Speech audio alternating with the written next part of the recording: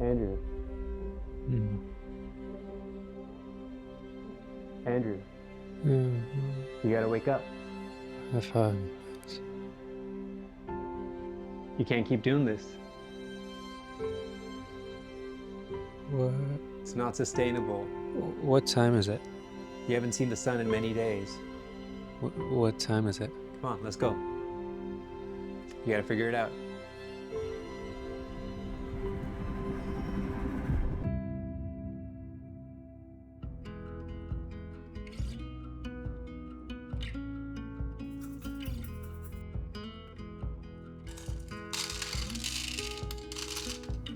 So for the past 10 days, I've been trapped in a biphasic sleep pattern. If you don't know what that is, apparently back in the day before electricity, people used to go to sleep when the sun went down or shortly after. They'd wake up in the middle of the night and just do stuff.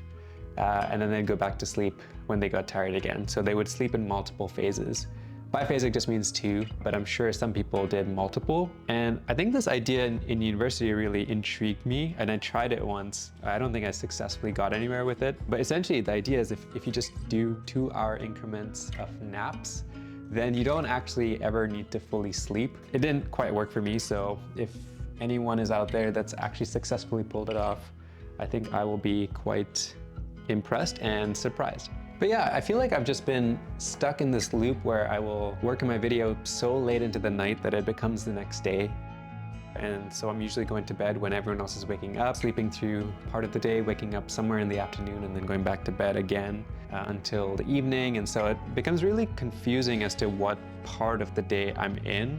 And as much as I have this feeling of being rested and getting enough sleep, it's just the odd timing of it that is kind of messing with a lot of things that I think are important to me, like my relationships and just an overall feeling of wellness, because unfortunately with this kind of way of sleeping, I'm missing a lot of sunlight. And so I end up being quite a night owl, which is okay sometimes, but I think to just be constantly on that grind is not really working for me. So anyways, I'm gonna try just figure out how I'm going to overcome it. And my hunch is that I need to do something similar to what you do when you're jet lagged. There's a trick where you just essentially pull an all-nighter and you wait till the nighttime of the area that you are traveling to. And ironically, I've been in the same area, but it feels like I'm jet lagged somehow.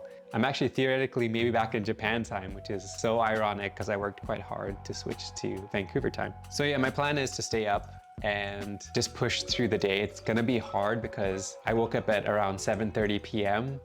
Last night. It is currently, I think, just past 4:30, and pushing through is gonna be really difficult for me. I was also sick over the past few days, and so I ended up sleeping a lot just to try and recover. But now that I'm starting to feel a little bit better, I think that I need to switch back to regular days. So my plan is to just push through and do my regular day and caffeinate as much as I can. And this time I'm gonna make sure that as I'm caffeinating, I'm also eating, because sometimes that can get you if you're just purely taking in coffee or caffeine through other means. Then it's very possible that you get the jitters and you kind of get into this loopy state that's probably worse. So I'm gonna try and avoid that as much as I can. But regardless, I know this is gonna be a bit of a grind, and that's just gonna have to be okay.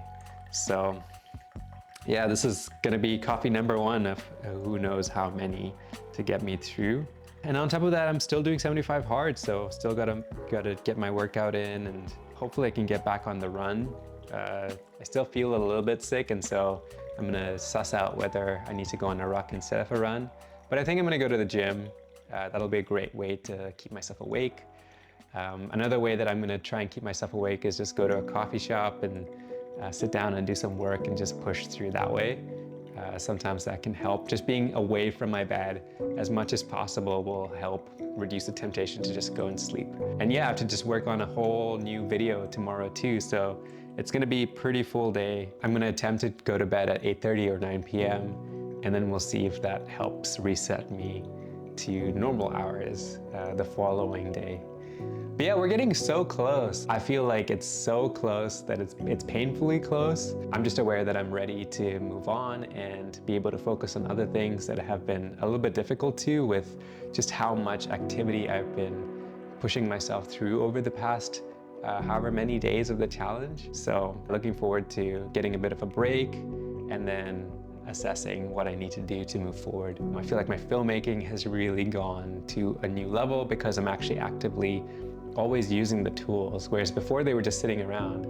Now it's like, oh, let me try out this different lighting setup, or let me try this different type of scene, and troubleshooting my way through it, because when you're actually putting the tools to use, you realize, oh, here are all the problems that come up when you're trying to get a certain kind of look or a certain kind of feel, or even put together a certain kind of story.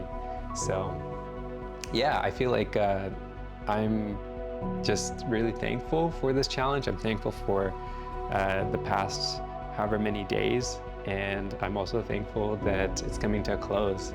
I feel like this next era that I'm going to step into is one that I'll be well prepared for because of what I've done over this 75-day chunk of my life. But yeah, hit that subscribe button. I've just been really inspired lately to push myself in the realm of storytelling, and I have no intention of stopping my content creation journey after 75 Hard. This sort of was like a kick in the butt for me to just get started on this and be serious about it, and it's really done that for me. It's really helped me understand that I need to be out there creating as much as I can, not to the point of burnout and not to push myself to crazy levels, but I need to be putting in the time if I want to pursue a degree of mastery with this craft. And yeah, we'll see you on the next video, which will come out tomorrow, but likely I will be quite cooked.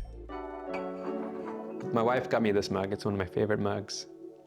She's currently away in Mexico on holiday with her friends, and I'm a little bit sad that she's not here.